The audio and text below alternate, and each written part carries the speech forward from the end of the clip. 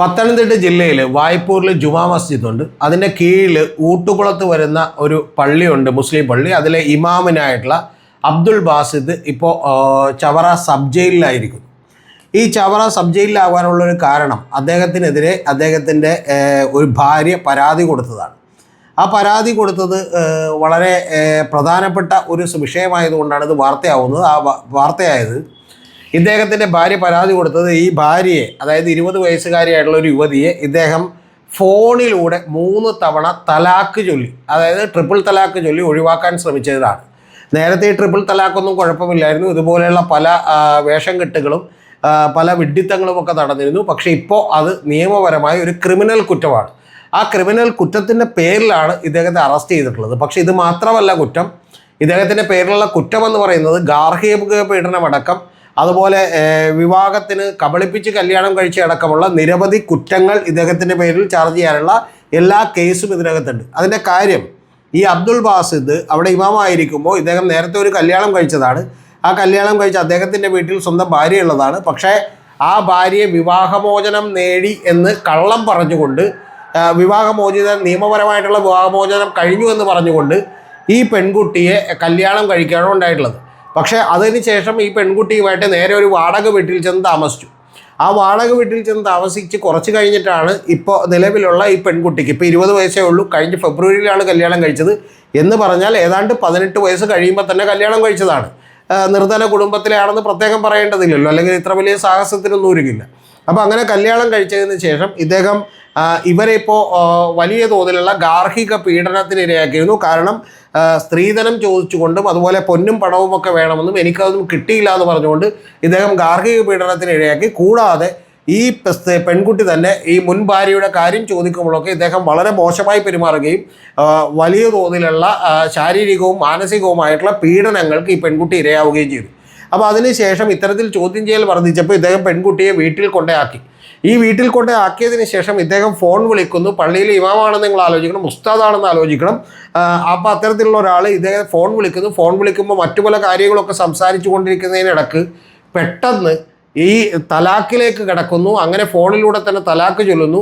ആ തലാക്ക് ചൊല്ലിയതിന് ശേഷം അതേ സംഭാഷണത്തിൽ തന്നെ ഭാര്യ ഇതെന്താണെന്ന് പറഞ്ഞ് അവർ അമ്പരന്ന് നിൽക്കുമ്പോൾ ഇദ്ദേഹത്തോട് അവർ പറയുന്നു, ഇനി നമുക്ക് ഇതൊക്കെ ഹറാമാണ്. അതായത് പറ്റിച്ച് കല്യാണം കഴിക്കുന്നത് ഹറാമല്ല, സ്വന്തം ഭാര്യയെ സ്ത്രീധനം ചോദിച്ച് ഉപദ്രവിക്കുന്നത് ഹറാമല്ല. പക്ഷെ ഇതൊന്നും ഹറാമായിട്ട് അദ്ദേഹത്തിന് തോന്നിയില്ല. പകരം ഈ തലാക്ക് ചൊല്ലിയതിന് ശേഷം ഇനി ഞാൻ നിന്നോട് സംസാരിച്ചാൽ അത് ഹറാമാണെന്ന് പറയുന്നു.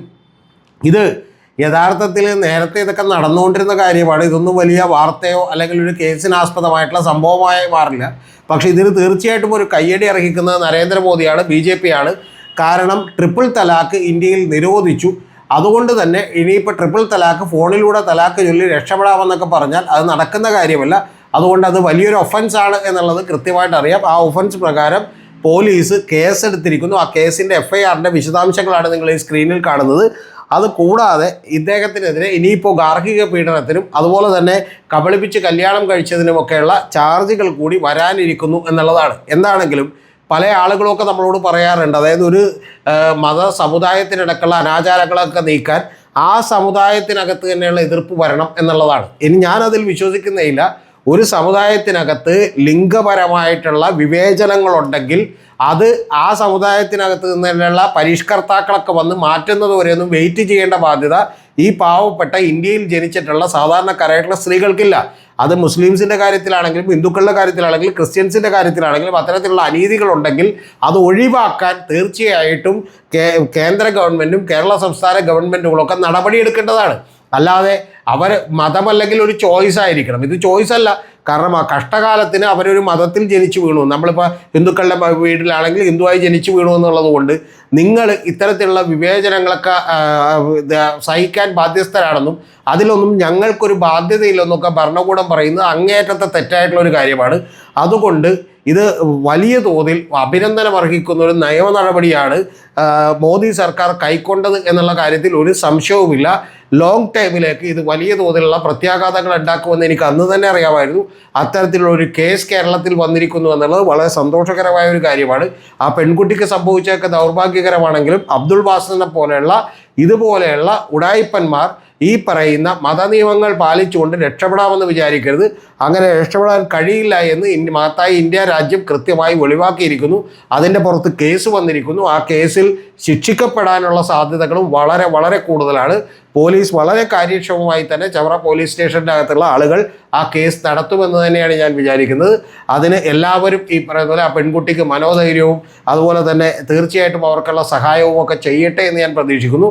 ഇന്ത്യയിൽ വന്നിട്ടുള്ള ഏറ്റവും വലിയ മാറ്റങ്ങളിൽ ഒന്നുകൂടിയാണിത്. അത് ചിലരൊക്കെ ഈ വീഡിയോക്ക് താഴെ വന്ന് കമൻറ്റ് ചെയ്യും, മറ്റു മതങ്ങളിലുള്ളതൊക്കെ പറയട്ടെ എന്ന്. മറ്റു മതങ്ങളിലുള്ള അനീതികളൊക്കെ ഉണ്ടെങ്കിൽ നിങ്ങൾ പാടിക്കൂ, തുറന്ന് കാണിക്കൂ, കമൻറ്റുകളായി ചെയ്യൂ. ഞാൻ തീർച്ചയായിട്ടും അതും കൂടി പറയാൻ ഒരു മടിയുമില്ല. ഒരു ആളുടെ വ്യക്തിപരമായിട്ടുള്ള ഒരു സാമൂഹികമായിട്ടുള്ള നീതി അവർ അർഹിക്കുന്നുണ്ടെങ്കിൽ അത് മതപരമായ ആചാരങ്ങൾ വെച്ചിട്ടോ നിയമങ്ങൾ വെച്ചിട്ടോ തടയപ്പെടേണ്ടതല്ല എന്നാണ് ഏത് മതത്തിലാണെങ്കിലും എൻ്റെ വ്യക്തമായിട്ടുള്ള അഭിപ്രായം.